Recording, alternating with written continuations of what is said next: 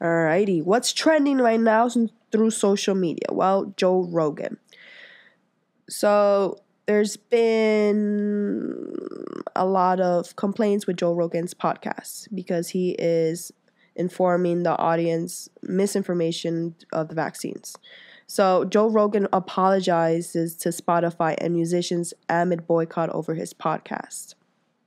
Yeah, I wouldn't characterize his video as an apology to them. He was just saying that it wasn't his intent to upset anybody, and if anybody is upset at his podcast, then he apologizes. But he's not apologizing for doing his podcast. No, apologizing for what has been done. But he was very gracious and he was very nice and trying to be inclusive, as he said. But he still got savage. He still got all these people on the left that are wanting to cancel him. So yeah, straight from the article and what you were saying, podcaster Joe Rogan admitted late Sunday that he could do more when it comes to informing his listeners. Meaning he could have other guests from the other side of the aisle come in and present their case. Once they present their case, and the audience will be a little more comfortable because they're the experts and they would know what's going on with the audience loves him. COVID. That's why he's got the biggest audience.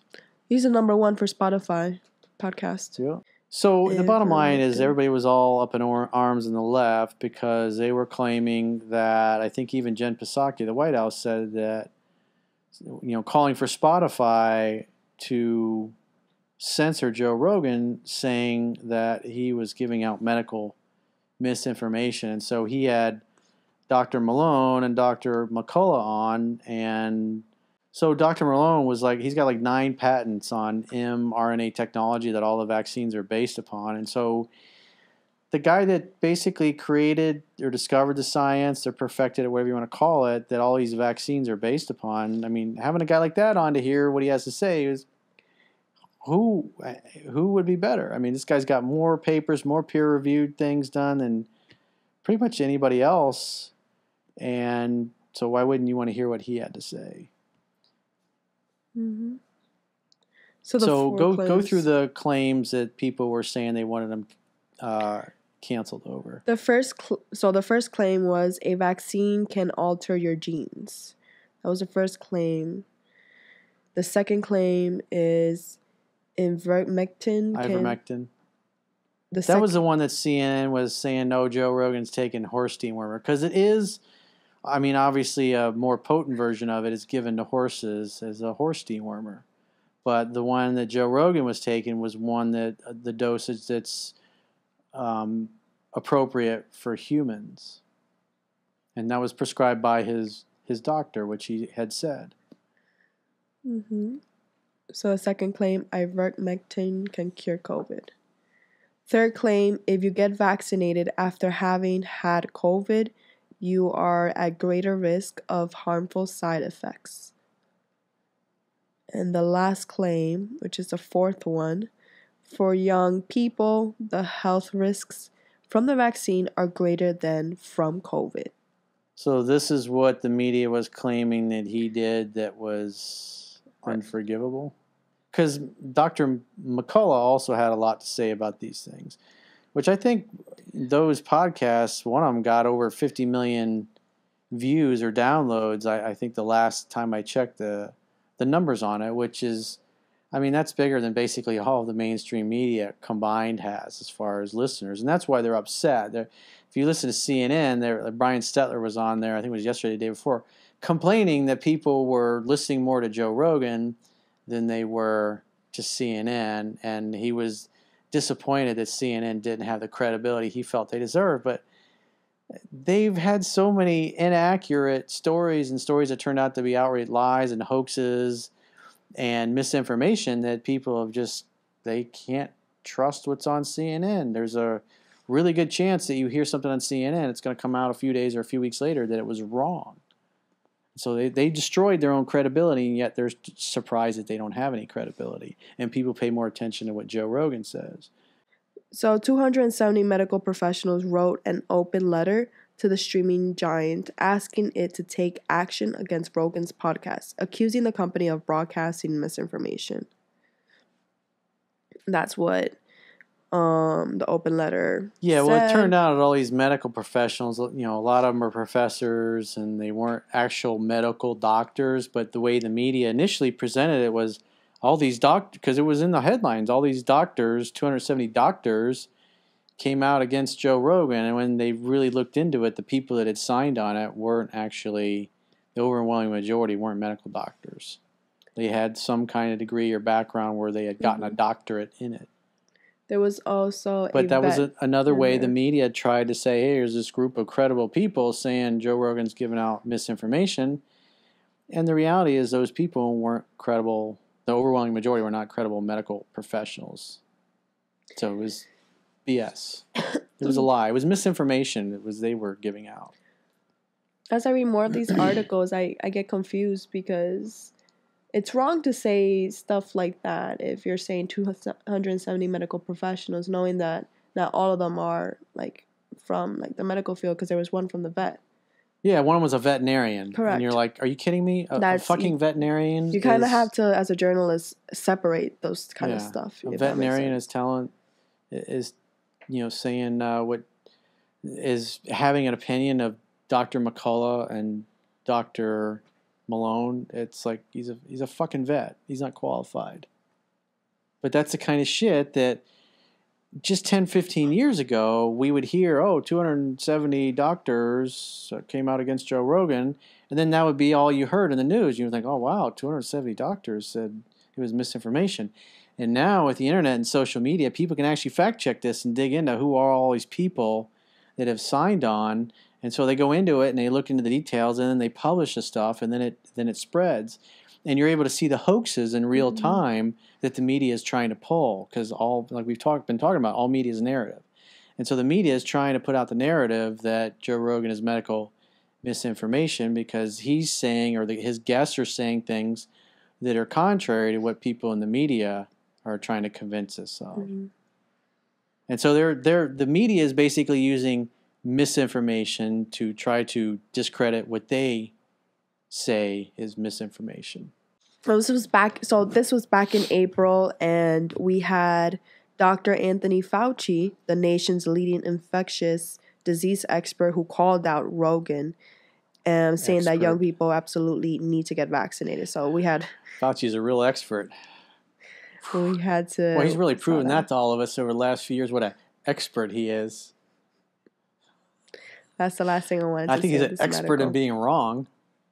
But other than that, he's a swell guy. Now we get into some of the celebs who all lean left, of course. Try to quit, who's quitting and not comfortable with Joe Rogan. So we have Neil Young, who quit Spotify because of Joe Rogan, and many other artists follow his lead. Apparently, Neil Young has already sold like half of his musical library. Mm-hmm. Veteran singer-songwriter Neil Young made good on his threat to remove his songs from Spotify unless the streaming service agreed to cut ties with controversial podcast host Joe Rogan, who has drawn criticism for fueling conspiracy theories about COVID-19 treatments and vaccines on the widely popular Joe Rogan Experience. This is according to LA Times. And we know Spotify represents 60% of the streaming of my music to listeners around the world, yet my record label stood with me, recognizing that the threat the COVID misinformation on Spotify posed to the world, particularly for our young people who think everything they hear on Spotify is true, Neil Young declared on his website. Yeah, Neil Young's problem is he still believes that the news is real. And then that's what happened. First, he was threatening to remove his songs. And then last week, he removed his songs from the servers after objecting to having them streamed by the same place that hosts the top-rated podcast. Yeah, I don't see the problem with the whole idea is science is that you listen to many voices and you analyze the data. And so I like what Joe Rogan is doing. It's having these guys on because then we get to hear from other experts that we wouldn't normally hear in the news, so we can make up our own damn minds. Because that's, as self-reliant people, we're supposed to be able to do. Mm-hmm. He continued to say another quote, which is, "I am doing this because Spotify is spreading fake information about vaccines, potentially causing death to those who believe the disinformation being spread by them." Young wrote, and he continues to say, "Please act on this immediately today and keep me informed of the time schedule." Then we have Joni Mitchell, who later announced that she too would remove her own music from Spotify in solidarity with the fellow folk rocker and the global scientific and medical communities on the issue, referring to an open letter signed by 270 medical and scientific professionals. One of them was a veterinarian that we know. Correct. Super credible, obviously. Definitely. And in the recent days, Rogan's critics have taken to social media to call for a hashtag Spotify exodus.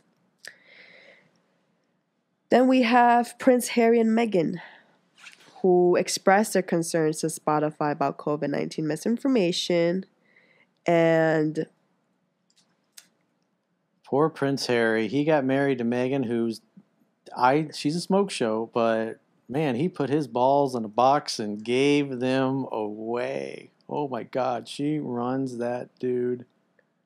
You think so? That guy was a badass warrior, and he just, talk about being pussy whipped. He's like the ultimate example of a guy who used to be alpha, who was totally fucking pussy whipped by a girl. Wow. Never. Oh man, poor Harry. Well, Harry went through a lot when he was younger. I don't know. But he's taking his time. That was a step back, if anything. But yeah, those were the few people that had concerns about COVID. Some of them obviously removing their music, others threatening to do that. And probably in the next couple of days we'll have more. Who knows how this escalates. But I did want to speak on the stocks before getting into his Instagram post. So Spotify loses $2 billion as stock plummets after Neil Young's Joe Rogan's protest. So Spotify's market value dropped more than $2 billion. But it's already come back. In the last few days after Neil Young pulled his music over Joe Rogan's podcast, shares have tumbled around 12% from where it closed last week. Now, then it says Spotify's shares dropped around 6% after Wednesday. That's where, according to whatever, the rap.com, but that's what's going on. All publicity is good publicity. The bottom line is more people are aware of Joe Rogan's podcast on Spotify now than they were just a few weeks ago because of all this attention trying to cancel Joe Rogan. So in their attempt to cancel him, they've actually made him more powerful and given him more reach, because now people are going, maybe I should be listening to what's going on Joe Rogan at Spotify, which is good for Joe Rogan, and it's good for Spotify, and it's good for all the shareholders of Spotify in the long run. Yeah. Joe Rogan's podcast is #1 for Spotify, so they're not going to risk anything because that's where all the viewers, the money comes from. So, and at the end of the day, if they did cancel him, Joe Rogan, his viewers would follow him wherever he went. And I think Spotify knows that. If they're smart, they know it. And why would they kill the golden goose? It's laying the golden goose eggs. It's funny. And then Joe Rogan, he went on Instagram. Money cuts a lot of ties. That's true. He went on Instagram and created a video. He posted it and he explained how he wasn't trying to do all the misinformation. Yeah, it was a good video, actually. He really went out of his way and bent over backwards trying to accommodate people, but without giving too much to the tyrants. Which is good because not other people would do that. They won't admit or And even The Rock came out, right? Correct. Dwayne Johnson came out and said he's behind Joe Rogan, which he's got a lot of influence. The Rock, yes. The Rock is a great actor. He's friends with other good actors that love to be with him. And he has a good fan base. So he definitely has a lot of clout. We just don't know The Rock's character. We don't know enough about him. Well, his video on Instagram did receive a lot of views, shares, and everyone was talking about it. But supposedly The Rock wants to run for president someday. So he's going to need Joe Rogan Yeah. because he mentioned being on his podcast, which I think would be a good podcast to have him on. The Rock has good views, if anything. According to the Fox News article, there were 2 bullet points or 2 phrases, a couple sentences that stood out. So the first one is free speech advocates and journalists from both sides of the aisle have defended Joe Rogan amid calls for streaming platform petrified to censor the podcasting star who provides an alternative to echo-chambered media.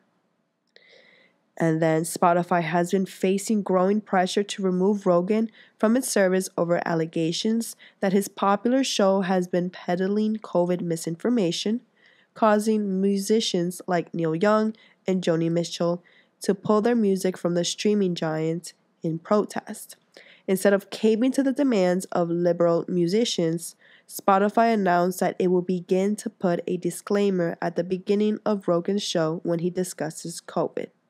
What are your thoughts on that, where there has to be a disclaimer in the beginning of his show when there was nothing there before? Well, Joe Rogan said he was in support of the disclaimer because, I mean, at the end of the day, he's just trying to get to the truth. By bringing people on and having conversations and hearing their opinions, hearing the opinions of experts, because that's what that's what a journalist is supposed to do. Present us with the facts so we can make up our own minds. And all these people calling for his cancellation are basically saying, we don't want anybody to hear what these other experts say. We only want you to listen to the experts we present to you. So they want you to have one side of the story. Yeah. I mean, that's good also as, being the podcaster, accepting what Spotify told him to do. He has no issues against it. He knows what's fine. But now when you talk about or discuss anything about COVID, you always have to be cautious or have a disclaimer if anything. Because the internet would create some chaos and, who knows, take your videos down, all that kind of stuff.